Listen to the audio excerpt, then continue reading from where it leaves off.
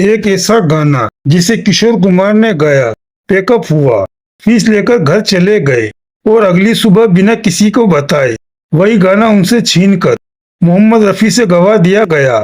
हाँ दोस्तों, ये कोई अफवाह नहीं है, ये 1975 की सुपरहिट फिल्म का सच्चा किस्सा है। और जब ये बात रफी साहब को पता चली तो उनकी आंखों में आंसू आ गए थे।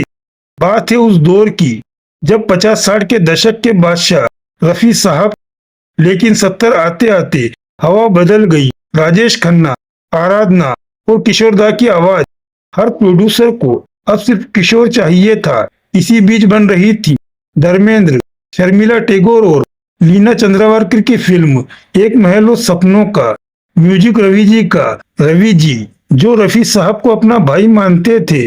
धर्मेंद्र खुद चाहते थे मेरे गाने रफी गाए, लेकिन प्रोड्यूसर देवेंद्र गोयल अड़े थे, नहीं किशोर ही गाएगा। और रवि जी को मजबूरी में धर्मेंद्र के 3 गाने किशोर दा से गवाने पड़े। देखा है जिंदगी को और दिल में किसी के प्यार का जैसे गाने। अब बारी आई फिल्म की जान की, टाइटल सॉन्ग की, एक महल और सपनों का। रवि जी ने कहा, गोयल साहब ये रोमांटिक डुएट सिर्फ रफी गा सकते हैं। गोयल साहब बोले, किशोर दा से करवाओ। दबाव में आकर टाइटल भी किशोर दा और लता से रिकॉर्ड हो गया। गाना बहुत अच्छा बना, लेकिन अगली सुबह जो हुआ उसने सबको हिला दिया। प्रोड्यूसर खुद रवि जी के घर आया और बोला, रवि जी किशोर ने दिल से गाया है, पर रात भर मैं सो नहीं पाया। जब मैं धर्मेंद्र को उस महल का सपना देखते हुए सोचता हूँ तो किशोर की आवाज फिट ही नहीं बैठती है। यहाँ तो सिर्फ रफी की शराफत चाहिए। आप एक काम करो, ये गाना चुपचाप रफी से दोबारा गवा दो, किसी को पता नहीं चलना चाहिए। और बस अगले ही दिन स्टूडियो में रफी साहब और लता जी की आवाज में वही गाना दोबारा रिकॉर्ड हुआ, जो आज 50 साल बाद भी हर दिल में बसा है। लेकिन सवाल ये है, जब सालों बाद एक पत्रकार ने रफी साहब से पूछा, क्या आपका गाना कभी हटाया गया है, तो रफी साहब ने क्या कहा? और जब रवि जी ने उन्हें सच्चाई बताई तो रफी साहब ने गुस्से में क्या कह दिया था? पूरी सच्चाई जानने के लिए वीडियो को अंत तक जरूर देखना, क्योंकि आखिरी में जो राज खुलेगा वो आपने पहले कभी नहीं सुना होगा। उस दौर में अगर हीरो पर्दे पर रो रहा है, हंस रहा है, इश्क में डूबा है या देशभक्ति में जान दे रहा है, तो आवाज एक ही होती थी, रफी साहब की। शम्मी कपूर का जोश हो, दिलीप कुमार का दर्द हो या देवानंद की मस्ती, रफी साहब की आवाज हर चेहरे पर फिट बैठती थी। उन्हें यूं ही फिल्मी गीतों का बादशाह नहीं कहा जाता था। लेकिन वक्त बदला। 1969 में आराधना आई, राजेश खन्ना सुपरस्टार बने और उनके साथ ही एक नई आवाज पूरे हिंदुस्तान के दिलों पर छा गई, किशोर दा की। 70 का दशक शुरू होते ही हिंदी सिनेमा का म्यूजिक पूरी तरह बदल गया। अब गानों में वो शास्त्रीय ठहराव कम और एक नई मस्ती, एक नई बेबाकी आ गई थी। किशोर कुमार का जादू चल रहा था। हर निर्माता, हर डिस्ट्रीब्यूटर एक ही बात करता था, किशोर से गवाओ, गाना हिट होगा। इस बदले हुए माहौल में सबसे ज्यादा असर अगर किसी पर पड़ा तो वो थे रफी साहब, जो कल तक पहले नंबर पर थे। उन्हें अब कई बार दूसरी पसंद बनाया जाने लगा, लेकिन रफी साहब थे। उन्होंने कभी किसी से शिकायत नहीं की, वो बस अपने सुर में, अपनी इबादत में लगे रहे। और आज भी कुछ संगीतकार ऐसे थे जो दिल से मानते थे कि कुछ गाने सिर्फ और सिर्फ रफी ही गा सकते हैं। उन्हीं में से एक संगीतकार थे रवि। रवि जी रफी साहब सिर्फ गायक नहीं, अपना भाई, अपना दोस्त मानते थे। उन्होंने एक से बढ़कर एक गीत रफी साहब के साथ बनाए थे। चौदहवीं का चांद, छू लेने दो नाजुक होठों को, बाबुल की दुआएं लेती जा। इन्हीं दिनों एक फिल्म बन रही थी, एक महल और सपनों का। फिल्म 9 जुलाई 1975 को रिलीज हुई थी, जिसके लीड रोल में थे धर्मेंद्र, शर्मिला टैगोर और लीना चंद्रावरकर। और डायरेक्टर प्रोड्यूसर थे देवेंद्र गोयल। कहानी एक लव ट्रायंगल की थी। संगीत की जिम्मेदारी थी रवि जी पर और गीत लिख रहे थे साहिर लुधियानी साहब। फिल्म के लिए गाने रिकॉर्ड होने लगे। यहाँ एक अजीब कश्मकश चल रही थी। धर्मेंद्र खुद चाहते थे कि उनके गाने रफी साहब गाए, क्योंकि धर्मेंद्र की ज्यादातर हिट फिल्मों में आवाज रफी साहब की ही थी, लेकिन निर्माता देवेंद्र गोयल नए ट्रेंड के साथ जाना चाहते थे। उन्हें लगता था कि किशोर दा की आवाज ज्यादा बिकेगी। निर्माता के दबाव के आगे रवि जी को झुकना पड़ा। नतीजा ये हुआ कि धर्मेंद्र पर फिल्माए जाने वाले 3 गाने किशोर दा से रिकॉर्ड करवाए गए। पहला गीत था देखा है जिंदगी को कुछ इतना करीब से, दूसरा था हमसे पूछो कि हकीकत क्या है, और तीसरा वो सदाबहार नगमा जिसने बाद में इतिहास बना दिया, दिल में किसी के प्यार का जलता हुआ दिया। इस गाने के तो 2 वर्जन रिकॉर्ड हुए, एक किशोर कुमार और दूसरा लता मंगेशकर की आवाज में। लेकिन असली कहानी शुरू हुई टाइटल ट्रैक से। फिल्म का सबसे अहम गाना था एक महल और सपनों का।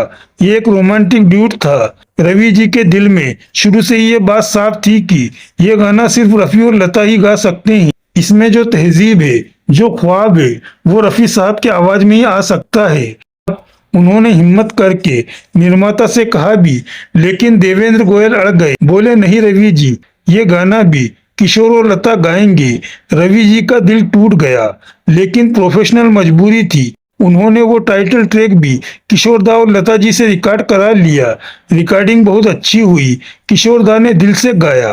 अब बात आई फिल्म की शूटिंग की। जब देवेंद्र गोयल ने वो गाना सुना और कल्पना की कि धर्मेंद्र और शर्मिला टैगोर पर यह कैसे फिल्माया जाएगा, तो उनके मन में कुछ खटका। अगली सुबह वो भागे भागे रवि जी के पास आए।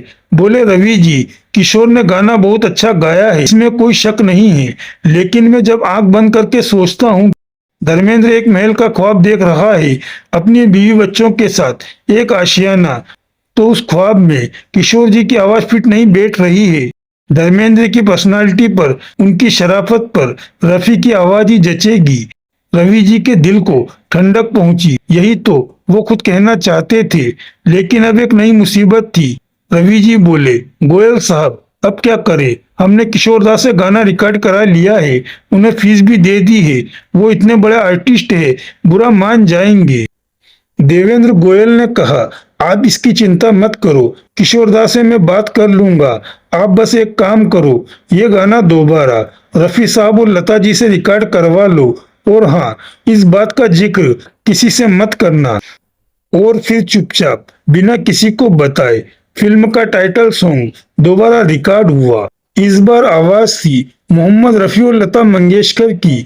वही गाना जो आज भी हर शादी में, हर सालगिरह पर बजता है, एक महल और सपनों का फूलों भरा आंगन हो। फिल्म रिलीज हुई और सुपरहिट साबित हुई। उसके गाने, खासकर टाइटल ट्रैक, घर घर में गूंजने लगा। किस्सा तो इसके बाद शुरू होता है। फिल्म की सफलता के कुछ महीनों बाद एक प्रेस कॉन्फ्रेंस में एक पत्रकार ने रफी साहब से पूछ लिया, रफी साहब, सुना है आजकल कई बार आपका रिकॉर्ड किया हुआ गाना हटाकर किशोर कुमार से दोबारा गवाया जा रहा है, क्या आपके साथ कभी ऐसा हुआ है?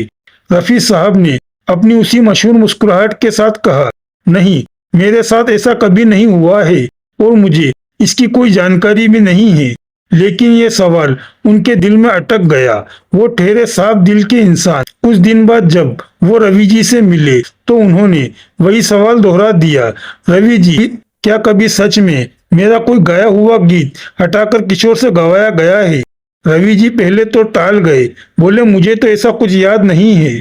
रफी साहब ने जोर दिया तो रवि जी ने हंसते हुए कहा, तुम्हारा गाना हटाकर किशोर दा से तो नहीं गवाया, लेकिन हाँ, एक बार किशोर दा का गाया हुआ गाना हटाकर तुमसे जरूर गवाया गया है।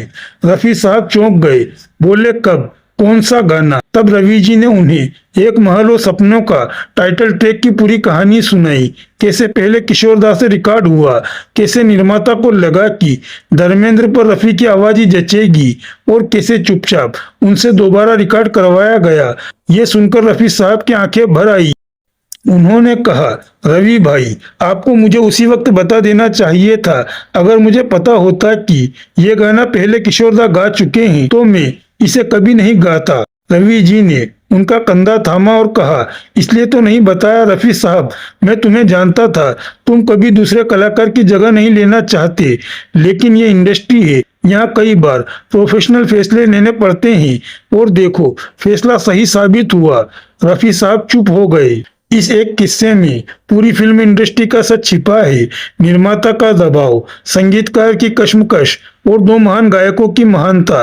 एक तरफ किशोर दा, जिन्होंने बिना किसी शिकायत के ये देखा कि उनका गाया हुआ गाना फिल्म में नहीं है, और दूसरी तरफ रफी साहब, जिन्हें इस बात का दुख था कि अनजाने में उन्होंने अपने ही साथी कलाकार की जगह ले ली। यही वजह है कि आज एक महल और सपनों का सिर्फ एक गाना नहीं है, ये दो लीजेंड्स के बीच के सम्मान, एक संगीतकार की ईमानदारी और एक दौर के बदलते मिजाज की अमर निशानी है।